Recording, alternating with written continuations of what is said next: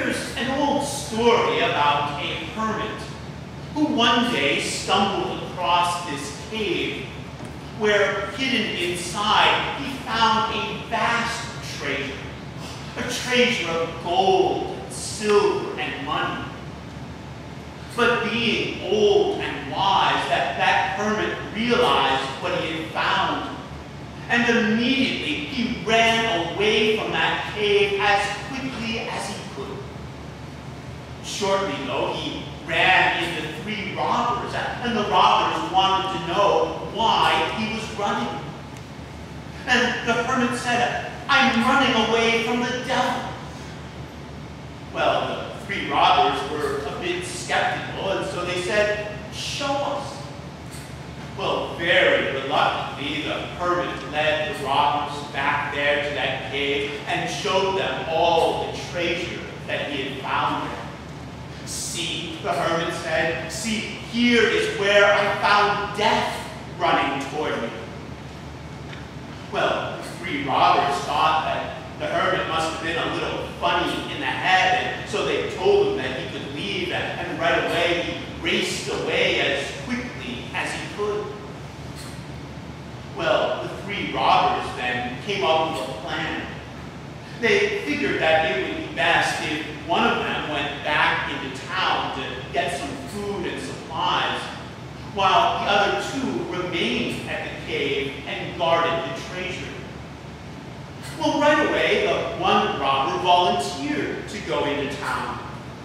He did that because he figured that while he was in town, he would slip some poison onto the food, so that when he got back to the cave and his partners ate it, they would die, and then he would be able to keep all the treasure for himself. But while he was in town, the 2 other robbers were also plotting. They had decided to kill the other man when he returned with the supplies and to keep the treasure for themselves. And so when their partner returned, that's what they did. They killed the man, and then sat down and had a big meal with the food that he had brought. But within a half hour, that poison had made its way into their system, and they died. With that treasure, that wealth, claiming 3 lives within the span of just one day. Beware. Whether you think so or not, wealth can kill. That is one of the very serious messages that we find here in this parable that we heard today in the Gospel of Luke. The storyline is rather simple and straightforward. Once upon a time, there was a rich man who had a tremendous bumper crop. He had more food than he knew what to do with.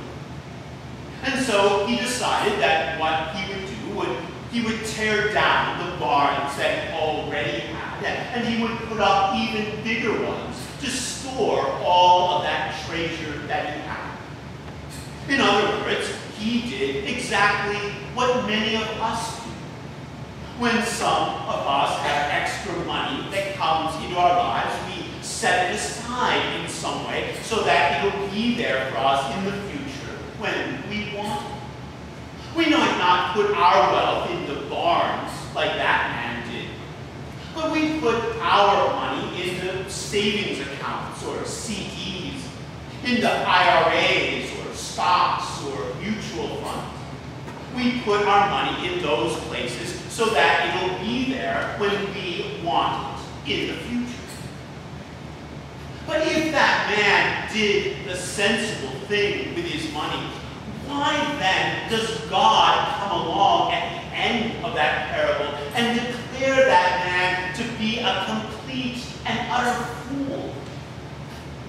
I believe we find some answers to that question when we take a look at the conversation that that man had with himself as he was trying to figure out what to do with his wealth.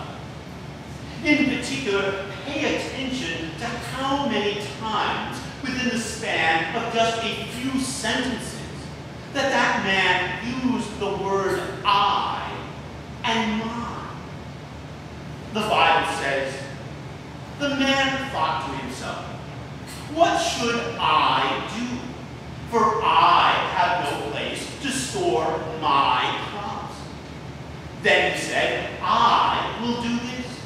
I will pull down my barns and build larger ones, and there I will store all my grain and my goods. And I will say to my soul, soul, you have ample goods laid up for many years.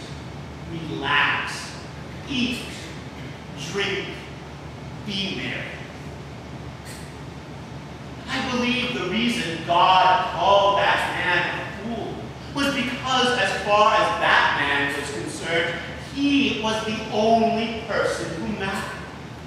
When it came to deciding what to do with his wealth, that man didn't even think about giving away some of his wealth to those who were in need. When it came to deciding what to do with his wealth, that man didn't even think about giving some of his wealth back to God so that the work of God in the world could go forward. No, all that man could do was think about himself and how he could keep his wealth to himself so it would be there in the future for him to spend on the things that he wanted. But by the time that night was over, what had happened to that rich man? He was dead. Even though he had gained more wealth for himself than he knew what to do with it, he had lost his life. In 1720, a merchant ship called the Grand St. Anthony was held in quarantine at the French port city of Marseille. It was held in quarantine and the cargo was not allowed to be offloaded because several of the crew members on that ship had come down with the plague and had died. And so the local authorities did not want the ship to be unloaded for fear that the plague germs would come ashore on the cargo. But the local merchants pushed the government officials to let them unload their cargo of valuables so that they could then sell the goods and make money. But as the merchants did that, as they carried their valued goods off the ship, they did bring the plague with them. And within the span of just 2 weeks, 50,000 people died in the city of Marseille, and another 50,000 died in the surrounding countryside. 100,000 people dead because of wealth. 100,000 people dead because rich merchants had a desire to become even richer. I imagine that a lot of us are thinking to ourselves, boy, I'm glad I'm not rich. Because if I were, I could see how there might be a temptation to be greedy. But so I'm glad I'm not rich. I'm glad I'm not like that.